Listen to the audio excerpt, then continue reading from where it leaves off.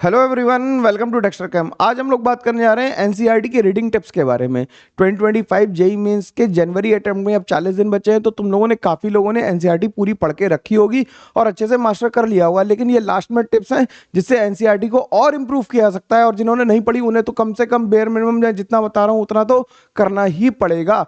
ठीक है, एनसीईआरटी पढ़ने की जरूरत क्यों पड़ी, और काफी लोग मेरे से पूछ भी रहते हैं कि एनसीईआरटी सर क्यों पढ़नी चाहिए। तो मैं बताता हूँ एनसीईआरटी पढ़ने की जरूरत क्यों है तुम्हें। तो पहली बात तो ये है कि एनसीईआरटी पढ़ने की जरूरत इसलिए है क्योंकि जो रिसेंटली पूछे गए हैं वो थ्योरेटिकल क्वेश्चन इंक्रीज हो गए हैं। ऑब्जेक्टिव और सब्जेक्टिव अप्रोच का ही पता लगता है कि क्वेश्चन कैसे फ्रेम हो रहा है और किस माइंडसेट से फ्रेम हो रहा है, तो हमें उसके लिए भी जरूरत होगी। और असर्शन रीजन क्वेश्चन और सब्जेक्टिव और स्टेटमेंट वाले क्वेश्चन जो है वो बहुत ज्यादा आने लगे हैं, इनका नंबर ज्यादा ही बढ़ गया है।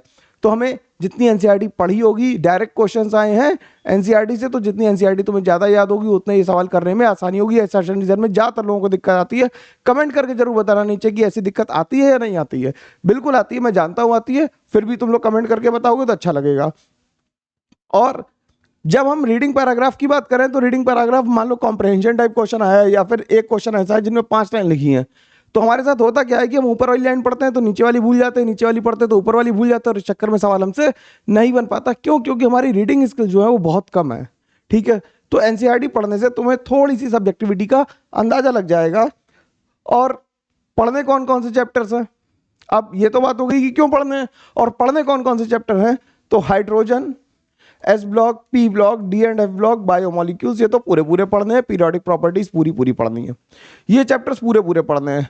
ये सच दोनों सिलेबस में नहीं है, लेकिन इनके मिक्स्ड क्वेश्चंस पहले भी पूछे जा चुके हैं और आगे भी आते रहेंगे। ठीक है, तो इन्हें एक बार रीड कर लेना, बहुत जोर देने की जरूरत नहीं है। नॉट मतलब सिलेबस में डायरेक्टली नहीं, तो थोड़ा थोड़ा पढ़ना। मैं क्लियरली बता रहा हूँ कि थोड़ा थोड़ा पढ़ लेना।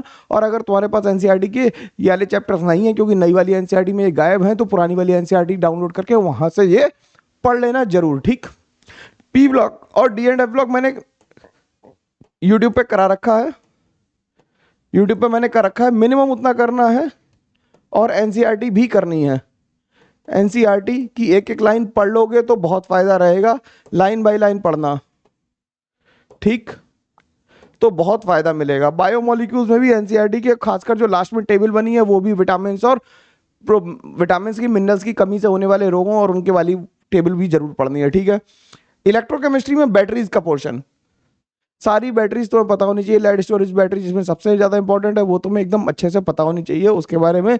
और फंक्शनल ग्रुप के सबकी फिजिकल प्रॉपर्टीज, जैसे कि क्लोरोबेंजीन, पैराक्लोरोबेंजीन, मेटाक्लोरोबेंजीन और ऑर्थोक्लोरोबेंजीन में किसका मेल्टिंग पॉइंट ज़्यादा होता है, किसका बॉइलिंग पॉइंट ज़्यादा होता है, एल्कोहल कौन से वाटर में सॉल्युबल है कौन से नहीं है, तो सबकी फिजिकल प्रॉपर्टी एनसीईआरटी से ज़रूर पढ़नी है।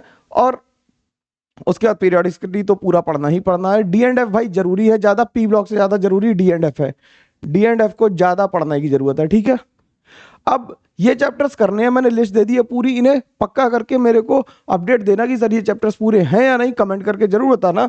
और इसके बाद अगर हम बात बताएं तुम्हें कि एनसीईआरटी मैं कैसे पढ़ता हूं, मैं अपना तरीका बता देता हूं, फिर बाकी तुम डिसाइड करना। जैसे मैंने एनसीईआरटी पढ़ी तो मैंने कहा कि जैसे कार्बोहाइड्रेट पढ़ रहे थे तो क्लासिफिकेशन ऑफ कार्बोहाइड्रेट पढ़ा, तो मैंने मोनोसेक्राइड को हाईलाइट किया और उसमें लिखा कि they can not be hydrolysed, उसके एग्जाम्पल देख लिए। फिर डाई ऑलिगोसैकेराइड देखा कि जो 2 से 10 तक यूनिट देते हैं और हाइड्रोलाइज हो जाते हैं।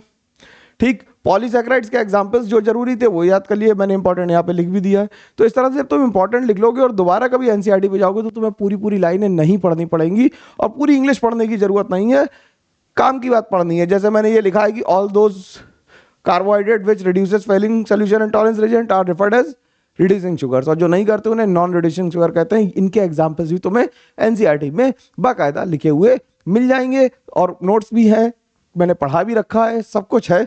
तो इन चैप्टर्स को बढ़िया से करना है। इसी तरह से अगर पी ब्लॉक में देखें तो पी ब्लॉक में जो तुम्हें क्या पढ़ना है उसमें लिखा है कि फर्स्ट ग्रुप और उसकी प्रॉपर्टी, ये जो टेबल्स बनी है पी ब्लॉक में ये पीरियोडिक में काउंट हो जाएंगी भाई, है ना, ये पीरियोडिक प्रॉपर्टीज में काउंट हो जाएंगी, तो इन्हें जरा ध्यान से कर लेना, जरूरी है ये।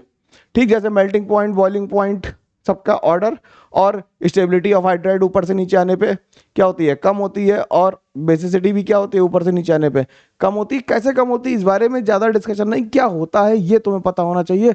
और पूरे इस पेज में मैंने देखो 2-3 लाइन हाईलाइट करी है, उतना इंग्लिश नहीं पढ़नी है, काम की बात ढूंढ के हाईलाइट करके पढ़ लोगे तो बहुत फायदा मिलेगा, जिनसे नंबर इंप्रूव करेंगे तुम्हारे बहुत ड्रास्टिकली। इनऑर्गेनिक 8 क्वेश्चन आने वाले हैं जो श्योर शॉट लगने ही चाहिए। ठीक, अब हम लोग क्या कर रहे हैं, हम लोग जेई मेंस की टेस्ट सीरीज भी कर ही रहे हैं, सबको पता है। सीबीटी में अगर टेस्ट देना है तो courses.dextercam.in पे जाएंगे या डेक्स्टरकैम की ऐप पे मिल जाएगी, मात्र 49 रुपीज़ में है। ठीक, वो तो यार हैंडलिंग चार्जेस हैं उसके, बस और क्या ही है।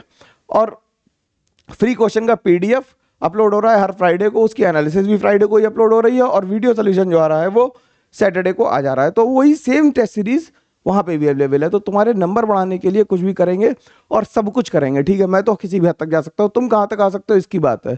पहला टेस्ट जिन लोगों ने दिया है उन्होंने स्कोर मतलब कमेंट में भी किया था, और फिर से बताना कि कितने लोगों ने पहले टेस्ट देके कैसा महसूस हुआ। अगला टेस्ट चाहते हो या नहीं चाहते ये कमेंट करके बताना। ठीक है, चलो भाई, हम लोग तो वो सीट लेके ही रहेंगे जो हमें चाहिए, लेकिन उसके लिए बहुत सारी पढ़ाई करनी पड़ेगी, बहुत सारा पढ़ना है। ऑल द बेस्ट, ढंग से पढ़ते रहो और चैनल को लाइक शेयर सब्सक्राइब जरूर करते रहो। चैनल ग्रो करेगा तो मेरा इंतू बढ़ता रहेगा और मैं तुम्हारे लिए बहुत सारा कंटेंट लेके आता रहूंगा। तब तक के लिए thank you very much, take care, bye bye, ध्यान रखो और खूब सारी पढ़ाई करते रहो।